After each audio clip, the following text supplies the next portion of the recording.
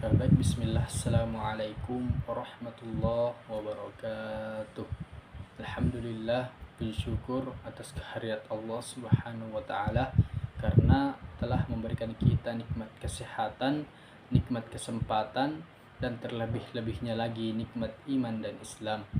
Salawat serta salam kita kirimkan kepada junjungan kita, yakni Nabiullah Muhammad sallallahu alaihi wasallam. Ialah Nabi yang telah mengeluarkan kita dari zaman yang gelap gulita menuju ke zaman yang terang benderang. Baik, di sini saya selaku presentator pertama akan memaparkan materi yang berjudul jenis dan bimbingan layanan penyuluhan keluarga, kesehatan dan masyarakat. Nah, di sini saya akan membahas bagian A, yaitu pengertian dan ruang lingkup penyuluhan. Jadi penyuluhan ini adalah proses pemberian bantuan, bimbingan ataupun informasi kepada individu ataupun kelompok agar mereka mampu mengembangkan potensi dirinya secara optimal. Nah, penyuluhan ini tidak sekedar penyampaian informasi saja, akan tetapi juga mengarah kepada perubahan sikap, perilaku, dan cara berpikir seseorang ke arah yang lebih baik. Nah, melalui kegiatan penyuluhan ini, individu dibantu agar dapat memahami dirinya sendiri, mengatasi masalahnya yang dihadapinya, serta mengambil keputusan yang tepat dalam kehidupan sehari-harinya. Nah, terus ruang lingkup penyuluhan. Ruang lingkup penyuluhan ini mencangkup berbagai bidang kehidupan manusia. Namun di makalah kami ini pembahasan difokuskan pada 3 bidang utama saja, yaitu penyuluhan keluarga, penyuluhan kesehatan, dan penyuluhan masyarakat. Nah, ketiga bidang ini saling berkaitan dalam bentuk kehidupan individu dan sosial yang lebih baik. Nah, yang pertama saya akan menjelaskan mengenai penyuluhan keluarga. Jadi penyuluhan keluarga ini bertujuan untuk membimbing para orang tua ataupun anggota keluarga agar mampu membangun rumah tangga yang harmonis, mendidik anak dengan baik, dan sehingga anak dapat berkembang potensinya setiap di anggota keluarganya. Nah, melalui penyuluhan keluarga ini, orang tua membantu untuk memahami cara mendidik anak sesuai tahap perkembangannya, sehingga anak dapat tumbuh menjadi pribadi mandiri, berakhlak mulia, dan bertanggung jawab. Nah, terus yang kedua yaitu penyuluhan kesehatan. Penyuluhan kesehatan ini bertujuan untuk meningkatkan kesadaran masyarakat tentang pentingnya menjaga kesehatan diri dan lingkungan sekitar.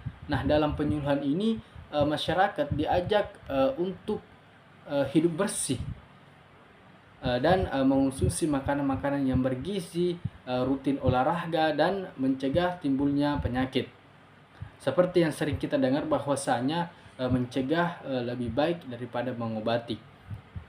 Sehingga masyarakat diharapkan mampu menjaga kebersihan secara mandiri dan berkelanjutan.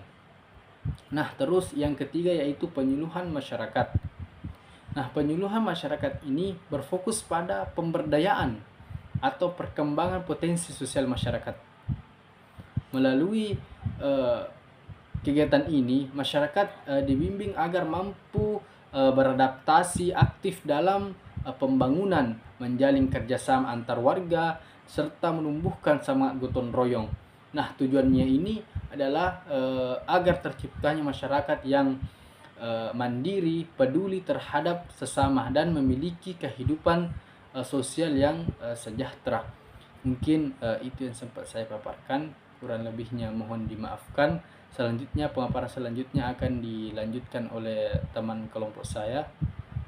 Kepadanya saya persilahkan. Baik, saya akan melanjutkan presentasi dari rekan saya, yaitu jenis dan bidang layanan penyuluhan, yaitu penyuluhan keluarga. Jadi penyuluhan keluarga ini fokus utamanya adalah unit terkecil masyarakat keluarga. Tujuannya adalah memperkuat fungsi keluarga sesuai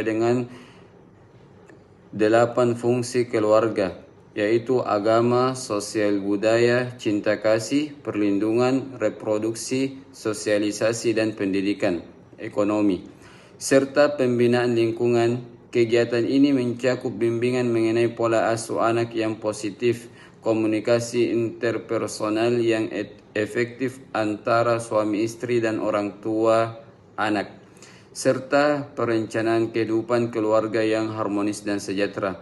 Adapun penyuluhan kesehatan, kegiatan ini menekankan pada promosi kesehatan dan pencegahan penyakit melalui peningkatan kesadaran dan kemauan masyarakat untuk berperilaku hidup bersih dan sehat yang biasa disingkat PHBS.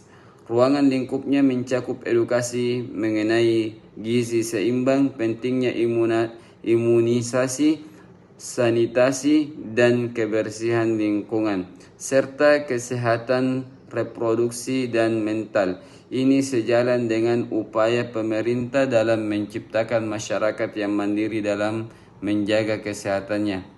Adapun penyuluhan masyarakat bertujuan untuk pemberdayaan dan pembangunan kapasitas kolektif di tingkat komunitas atau desa. Bidangnya lagi ini lebih luas, meliputi aspek sosial, yaitu ekonomi dan lingkungan. Penyuluhan ini mendorong partisipasi aktif masyarakat dalam mengidentifikasi masalah, memanfaatkan potensial lokal, dan mencari solusi secara mandiri untuk meningkatkan taraf hidup bersama.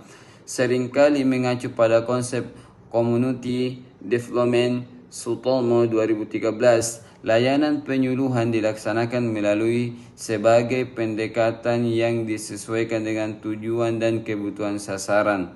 Adapun sasarannya, yang pertama itu penyuluhan informatif. Ini adalah dasar dari semua penyuluhan, di mana penyuluh bertindak sebagai fasilitator informasi yang menyajikan data, fakta, dan konsep dasar secara akurat. Contohnya adalah penyampaian data, prevalensi penyakit atau regulasi baru tentang batas usia pernikahan. Yang kedua, penyuluhan edukatif, lebih fokus pada pembentukan keterampilan dan perubahan sikap selain pengetahuan. Proses ini membutuhkan metode yang lebih interaktif seperti simulasi, demonstrasi, atau pelatihan. Dalam konteks kesehatan, ini bisa berupa pelatihan praktek mencuci tangan yang benar. Dalam keluarga ini berupa role playing untuk melatih cara menyelesaikan konflik rumah tangga. Adapun yang ketiga, penyuluhan konsultatif.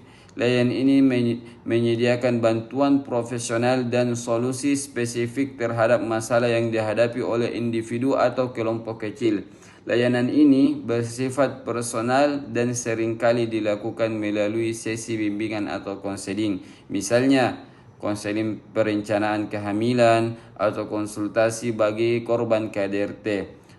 Selanjutnya, penyuluhan partisipatif, jenis layanan yang paling memperdayakan karena melibatkan masyarakat secara aktif dalam setiap tahapan kegiatan. Masyarakat bukan hanya penerima informasi, melainkan subjek yang ikut merencanakan, melaksanakan, dan mengevaluasi. Pendekatan ini menumbuhkan rasa kepemilikan berkelanjutan program. Adapun bagian C, bidang fokus layanan. Jadi setiap sektor memiliki cakupan materi spesifik yang relevan dengan tantangan yang dihadapi masyarakat. Yang pertama itu bidang keluarga. Topik krusial meliputi pola asuh positif, membentuk karakter anak tanpa kekerasan, perencanaan kehidupan keluarga yang biasa disebut manajemen finansial dan kesehatan reproduksi, dan pencegahan konflik rumah tangga, negosiasi dan empati. Penguatan tahanan keluarga adalah tujuan akhirnya Undang-Undang Nomor 52 Tahun 2009. Dan yang kedua itu di bidang kesehatan. Layanan ini berfokus pada gizi seimbang, pemanfaatan pangan lokal, kesehatan reproduksi, edukasi seksualitas dan bahaya pernikahan dini, kesehatan mental, pengenalan tanda-tanda depresi dan manajemen stres, serta pencegahan penyakit menular dan tidak menular melalui deteksi dini. Yang ketiga itu bidang masyarakat. Isu ini ditekankan adalah pemberdayaan ekonomi, pengembangan kewirausahaan mikro, partisipasi sosial, penguatan organisasi kemasyarakatan, pelestarian lingkungan, pengelola sampah berbasis komunitas, dan kesadaran hukum, pencegahan kriminalitas, dan pengetahuan hak warga negara. Adapun kesimpulan dari makalah kami yang kami susun dari bersama rekan kami, yaitu penyuluhan dalam bimbingan keluarga, kesehatan dan masyarakat adalah multidimensi dan krusial yang secara langsung berkontribusi pada pembangunan manusia seutuhnya. Layanan ini meliputi pendekatan informatif, edukatif dan konsultatif dan partisipatif yang keseluruhannya ditunjukkan untuk mengubah perilaku ke arah yang lebih positif dan produktif. Penyuluhan memiliki peran strategis sebagai katalisator kemandirian masyarakat melalui penguatan komunikasi keluarga, peningkatan kesadaran kesehatan dan pemberdayaan komunitas. Penyuluhan memperdayakan masyarakat agar mampu mengidentifikasi masalah sendiri, mengambil keputusan yang bertanggung jawab, dan bertindak secara kolektif untuk mencapai kesejahteraan yang berkelanjutan. Keberhasilan penyuluhan diukur bukan hanya dari seberapa banyak informasi yang tersampaikan, akan tetapi dari sejauh mana masyarakat telah menjadi mandiri, sehat dan sejahtera. Jadi mungkin itu saja yang saya dapat sampaikan. Kurang lebihnya mohon dimaafkan. Apabila ada kekurangan itu datangnya dari diri saya pribadi dan rekan saya, dan apabila ada kelebihan atau kebenaran itu datangnya dari Allah Subhanahu wa taala. Terima kasih. Assalamualaikum warahmatullahi wabarakatuh.